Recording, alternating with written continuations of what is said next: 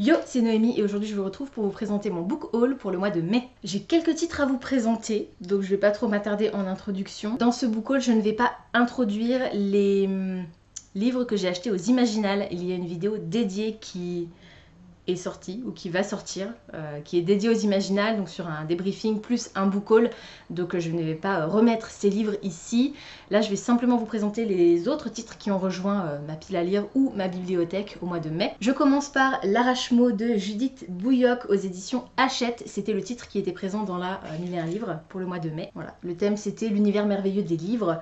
Je vous ai présenté ce titre dans mon unboxing, donc si ça vous intéresse, je vous remettrai le petit i par ici pour que vous puissiez voir de quoi parle ce titre et surtout mon engouement, parce que j'ai vraiment très envie de le lire. Le deuxième titre, il s'agit d'un don qu'on a reçu à la médiathèque où je travaille, sauf qu'en fait on l'a déjà et il est en excellent état, donc on ne va pas le changer. Moi, je voulais absolument le lire et je ne l'avais pas dans ma pile à lire, donc je l'ai gardé pour moi. Il s'agit du premier tome de la série Miss Peregrine et les enfants particuliers de Ransom Riggs. Donc là, c'est la fiche du film, mais en fait, c'est une jaquette que je pourrais enlever, donc c'est mieux parce que j'ai déjà le tome 3 ici. Et là, il n'y a pas de jaquette, hein, c'est la couverture originale, donc je préfère garder la couverture originale. J'avais beaucoup aimé le film, enfin l'ambiance qui se dégageait du film. En même temps, Tim Burton, j'ai envie de vous dire, donc forcément... Voilà, donc j'ai enfin la version papier. Je l'avais déjà en numérique, mais maintenant j'ai la version papier, donc je pourrais plus facilement le sortir de ma pile à lire, puisque au moins je le verrai vraiment. Je sais pas si j'ai besoin de vous faire le pitch. Miss Peregrine, on va suivre Jacob qui a 16 ans et qui va découvrir qu'il existe des créatures bizarres. Il a aucune idée de ce que ça peut être, et un jour il va rencontrer un groupe de jeunes plus ou moins âgés que lui qui sont... menée entre guillemets par Miss Peregrine, qui en fait a le pouvoir de créer une boucle temporelle dans laquelle ils sont tous plus ou moins coincés, mais volontairement on va dire, et cette boucle temporelle leur permet d'échapper justement aux monstres qui en veulent à leur pouvoir, et voilà, en gros, en très gros, hein. Je vous conseille de vous renseigner un peu sur cette saga avant d'aller voir le film, parce que j'ai l'impression que le film ne rend pas justice à la série, malheureusement. Moi j'ai beaucoup aimé parce que j'adore ce style, mais j'ai quand même eu l'impression qu'il me manquait pas mal de choses, et la fin du film est légèrement différente de ce qui se passe dans le premier tome en tout cas. Donc, enfin, d'après ce que j'ai entendu. Voilà, donc j'ai quand même très hâte de le découvrir. Et les autres titres que je vais vous présenter dans cette vidéo, ils sont tous d'une commande France Loisirs. Alors, pour France Loisirs, je le dis pas à chaque fois, c'est vrai, j'oublie, mais il y a un code de parrainage. Enfin non, c'est pas un code de parrainage, mais j'ai la possibilité de vous parrainer en fait. Vous m'envoyez un mail à l'adresse que vous trouverez en barre d'infos, et en créant ce parrainage donc chez France Loisirs, vous avez droit à, je crois que c'est 50 €. J'ai peur de dire une grosse bêtise, donc je modifierai ici si c'est pas ça, mais il me semble que être parrainé chez France Loisirs, ça vous donne 50 € et ça me donne 50 €. Et vous pouvez acheter donc les livres avec ce bon d'achat. Voilà, je sais plus si c'est 50 ou 30, mais bon, je vous remettrai de toute façon si l'info est fausse par ici pour que vous ayez la bonne information. Et au pire, allez voir dans la barre d'infos le lien vers le site de France Loisirs où tout est expliqué. Il suffit de remplir un formulaire et voilà. La petite contrainte de France Loisirs, c'est que vous êtes obligé d'effectuer un achat tous les semestres. Après, moi je trouve toujours quelque chose. Soit il y a beaucoup de titres, comme ça a été le cas ici dans le catalogue de ce semestre, il y avait vraiment beaucoup de titres qui m'intéressaient, donc là j'ai fait une grosse commande. Soit je trouve rien du tout qui était déjà dans ma wishlist, mais dans ces cas-là je regarde quand même les titres, parce que parfois je peux avoir des belles surprises. Et au pire, si vraiment je trouve pas ce qui me plaît dans le catalogue, en allant sur le site, j'ai aussi les sorties plus anciennes chez France Loisirs, et je peux aussi faire un achat un peu plus vieux. Ça compte comme achat du semestre. Au bout de 10 livres à prix club achetés, donc les prix club, ce sont les livres qui sont moins chers que ce que vous les payeriez c'est mieux, que ce que vous les payeriez en librairie, au prix normal, ils sont moins chers, et au bout de 10 titres achetés à ce prix-là, vous avez droit à un livre à prix club offert. Et il peut valoir n'importe quel prix. Démonstration. Je vais vous présenter les titres que j'ai achetés, et je crois que j'avais déjà 40 ou 60 points. Et du coup, en achetant 44, pardon, parce que chaque livre rapporte 10 points. Je suis arrivée grâce à cette commande à 100 points, et du coup il y a un des livres que je n'ai pas payé dans ma commande, et j'ai pu choisir lequel. Ce qui fait que j'ai choisi de ne pas payer le plus cher, évidemment. Chez France Loisirs, donc les derniers que je vous montre, ils sont tous de chez France Loisirs, donc je ne vais pas redire l'éditeur à chaque fois. J'ai trouvé le dernier Diana Gabaldon, Le Cercle des 7 pierres, c'est un recueil de nouvelles, je crois qu'il y en... Bah 7... Captain Obvious. Merci Diane pour cette expression parce que je sens que je vais la réemployer très souvent. Donc c'est 7 nouvelles qui se passent dans l'univers d'Outlander et d'après le résumé, je peux les lire n'importe quand en fait. Il n'y a pas besoin de les caser entre deux lectures d'un certain tome dans la série principale puisque toutes les nouvelles de ce recueil se déroulent avant ce qui se passe dans la série Outlander. Donc voilà. Je l'avais repéré il n'y a pas très longtemps et je suis contente qu'il soit sorti déjà chez France Loisirs. Et c'était un livre à prix club, donc moins cher que si j'avais payé en librairie. J'ai aussi trouvé Il est grand temps de rallumer les étoiles de Virginie Grimaldi, donc c'est son avant-dernier roman. Je suis un peu embêtée parce qu'il est plus grand qu'un poche, et tu comprendras quand tu seras plus grande en poche, mais il est plus petit que Le parfum du bonheur est plus fort sous la pluie. Donc ça va faire bizarre en fait, je vais avoir les Virginie Grimaldi, il n'y en a aucun qui sera de la même taille, mais c'est pas grave. Là on est dans un road trip entre une mère et ses filles. Et j'en sais pas plus, j'ai pas envie d'en savoir plus, toujours chez France Loisirs évidemment, et aussi à prix club. J'ai également pris le dernier Raphaël Giordano, Cupidon a des ailes en carton. Donc ça c'est un roman qui lie la fiction et le côté développement personnel. Donc j'ai encore jamais lu de Raphaël Giordano, mais maintenant que j'ai celui-ci dans ma pile à lire physique, pareil, je pense que ce sera plus facile pour moi de le sortir. Je l'avais également déjà en numérique, mais voilà.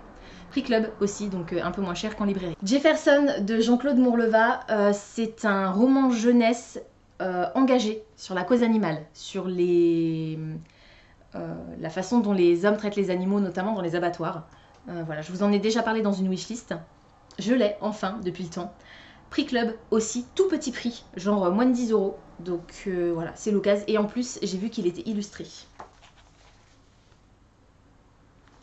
Voilà, donc c'est écrit très gros, c'est de la jeunesse, il est pas épais, donc je pense que ça va se lire très vite. Et je l'avais aussi en numérique, mais pareil, autant l'avoir en papier. Le premier tome de la série, section 13, donc Jack et le bureau secret de James R. Hannibal. La couverture est sublime, ça brille. Le tome 3 est déjà sorti, ça c'est le tome 1 donc. Donc là on est plus sur une enquête à Londres. Le héros va se lancer à la recherche de son père qui a disparu. Et il est question de sociétés secrètes dont sa famille faisait partie. Voilà, donc je les trouve juste sublimes ces bouquins, ils sont vraiment beaux, le côté cuivré des motifs là c'est juste vraiment magnifique. Voilà, donc prix club également. Et le dernier roman, j'ai encore 3 livres à vous présenter après, mais le dernier roman de cette sélection, c'est pas un prix club, c'est un prix public, c'est une découverte club, c'est-à-dire qu'il vient juste de sortir en France en fait, donc c'est pas une exclusivité France Loisirs puisqu'elle est déjà disponible, mais il vient juste de sortir vraiment, donc il est au même prix qu'en librairie, mais bon, il était sur le catalogue et voilà, donc je me suis dit que il était là, alors autant le prendre aussi tout de suite, même si je vous avoue que je l'ai pris parce qu'en fait j'ai pas fait attention que c'était pas un prix club en fait. C'était une découverte club et du coup j'ai assimilé ça à un prix club. Ce qui fait que je pensais le payer un peu moins cher que le prix de base, mais en fait il est au même prix, ça doit être 18,95 € je crois, quelque chose comme ça. Donc c'est pas un prix club, c'est un prix plein.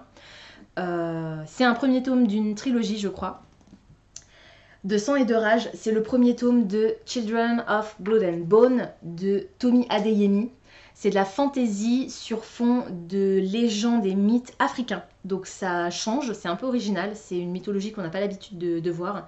C'est pas écrit très gros. J'ai vu la critique, enfin j'ai vu, oui, parce que c'était en vidéo, la critique de Galéane qui disait qu'elle avait pas aimé parce qu'il y avait beaucoup d'incohérences, que c'était pas assez approfondi, qu'il y avait des choses qui étaient vraiment pas logiques et trop ridicules en fait dans le déroulé de l'histoire. Du coup j'appréhende un peu, on verra. Mais il a fait un carton aux États-Unis, alors je me dis, alors soit les Américains sont beaucoup moins exigeants que nous en termes de littérature, je sais pas, on verra. Mais voilà, par contre celui-là c'est vraiment une grosse brique. Mais pareil, il est vraiment magnifique. Il y a Rien d'extraordinaire sur la couverture, si ce n'est les petites dorures ici au niveau des flèches. Le dos par contre est sympa. Voilà, c'est doré ici, le rouge est aussi métallisé, donc j'aime bien le... Je crois qu'il y a une carte. Est-ce qu'il y a une carte? Oui, il y a une carte. Les cartes, c'est très important dans les livres de fantasy. Voilà, donc... Ah, vous avez l'autrice ici, si vous voulez voir à quoi elle ressemble. Elle est très jeune, il me semble qu'elle est très jeune. Elle a 23 ans. Voilà. Donc, et c'est effectivement, c'est écrit là, le premier tome de sa trilogie, Phénomène planétaire. Voilà, donc bon, on va voir ça. Le livre que j'ai eu gratuitement grâce à tous mes points, il coûtait 17 euros. 17 euros et quelques. Alors, je vous ai dit que c'était le plus cher de la commande et je viens de vous dire que 200 et de rage coûtait 18 euros et quelques et celui que je n'ai pas payé coûte 17 euros. Parce qu'en fait, avec vos 100 points club, vous pouvez avoir un livre gratuit, mais il faut que ce soit un livre à prix club. Donc celui-ci était à prix club à 17 euros et quelques et ça fait une éternité que je le vois partout et que j'ai tellement envie de l'avoir. Celui-là et le tome 2 et la version masculine. Histoire du sort pour filles rebelles. 100 destins de femmes extraordinaires. Donc il y a un peu de tout le monde. Amelia Earhart, Maria Callas, qui est-ce qu'il y a d'autre? Cléopâtre, Nina Simone, Coco Chanel, Jane Austen, Serena Williams, Marie Curie. Plein de femmes extraordinaires. Les destins de femmes héroïques du monde entier, d'hier et d'aujourd'hui. Je crois que dans le tome 2, il y a Emma Watson, par exemple. Donc c'est vraiment d'hier à aujourd'hui. Hein. Il y a toutes les générations qui se rencontrent. Et ce livre, donc les 2 tomes, se présentent comme ça. Donc vous avez... Ah, c'est marrant, Hatshepsut, c'est le personnage principal de Reine d'Égypte, le manga. Vous avez donc une page avec la biographie, l'histoire un peu, qui était cette femme, qu'est-ce qu'elle a fait, et à côté un portrait. Voilà. C'est comme ça, tout le bouquin est comme ça. Voilà. Hop. Donc il y a déjà 2 tomes qui sont parus. Le tome 2 sortira normalement chez France Loisirs, donc j'ai hâte aussi qu'il sorte pour pouvoir le récupérer. Et il y a aussi une version garçon, quelque chose comme... ça doit être aussi, je pense, Histoire du soir, pour garçons qui veulent changer le monde ou quelque chose comme ça. Et c'est pareil, c'est aussi des portraits d'hommes. Et je trouve ça bien qu'on mette en avant les femmes. Alors peut-être que c'est parce que je suis une femme, mais ça veut rien dire. La cause féministe est aussi un combat mené par les hommes et c'est tant mieux, c'est important. Mais je trouve ça aussi bien que cet ouvrage ait été aussi pensé pour les garçons, parce qu'il n'y a pas de raison qu'il n'y ait que les filles qui aient le droit d'être mises en avant. Vous voyez ce que je veux dire? La société fait que les hommes sont plus souvent mis en avant que les femmes, mais je trouve que c'est important qu'il y ait un certain équilibre. Ce titre est génial. Enfin, il a l'air génial, je me suis pas encore plongée dedans, mais il est encensé et voilà, il n'y a que des bonnes critiques. Le tome 2, pareil. Et je trouve ça bien qu'il y ait aussi le côté, il y a des femmes qui ont fait des choses importantes dans l'histoire, et il y a aussi des hommes qui ont fait des choses importantes. Et ce qui est bien, c'est que les portraits qu'on découvre dans ces titres ne sont pas forcément les portraits de gens dont on se souvient de l'existence, en fait, tout simplement. Je suis sûre qu'il y a des personnages, je sais même pas qui c'est. Bon, voilà. Maria Sibylla Merian, naturaliste. J'ai jamais entendu ce nom-là avant, en fait. Et pareil pour les hommes. Jessica Watson, navigatrice. Jacotte Delahaye, pirate. C'est des noms que j'ai jamais entendus. Et pour les hommes, ce sera pareil. Il y aura plein de noms que j'aurais jamais entendus. Et c'est bien aussi de redécouvrir ces personnalités et ce qu'elles ont fait. C'est important pour la culture générale, pour se souvenir de ce qui s'est passé dans l'histoire. Et je trouve ça vraiment chouette que ce genre de titre existe. Les 2 derniers titres que j'ai à vous présenter, ce sont des BD. Celui-là, je ne vais pas vous en reparler parce que je vous l'ai déjà présenté plusieurs fois. C'est le tome 2 des enquêtes d'Enola Holmes de Serena Blasco, oui c'est ça, pardon, d'après le roman de Nancy Springer. Donc le tome 2 s'appelle L'affaire Lady Alistair. Vous savez que j'adore cette bande dessinée. Pareil, prix club, tout petit prix. Les dessins sont incroyables, j'adore ce style. J'avais déjà acheté le tome 1 chez France Loisirs, maintenant j'ai le tome 2, je suis ravie. Et la dernière BD et le dernier livre de ce book haul pour le mois de mai, ce qui est bien, puisque je ne sais pas si vous avez déjà vu ou si vous allez voir mon book haul des Imaginales, mais c'est un petit peu la débandade ce mois-ci. La dernière BD, c'est le premier tome de Aliénor, la légende noire. C'est une histoire dans la série Les Reines de Sang.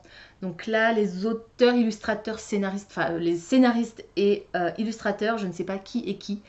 Cette BD est réalisée par Delalande, Mogavino et Gomez. Je n'ai pas les prénoms, en tout cas pas sur la couverture.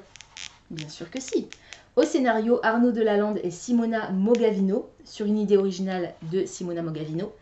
Le storyboard a été réalisé par Erwan Le Saek, les dessins par Carlos Gomez et la couleur par Claudia Sheck. Comme ça, vous avez tout le monde. Je vous ai déjà parlé de cette collection, Les Reines de Sang.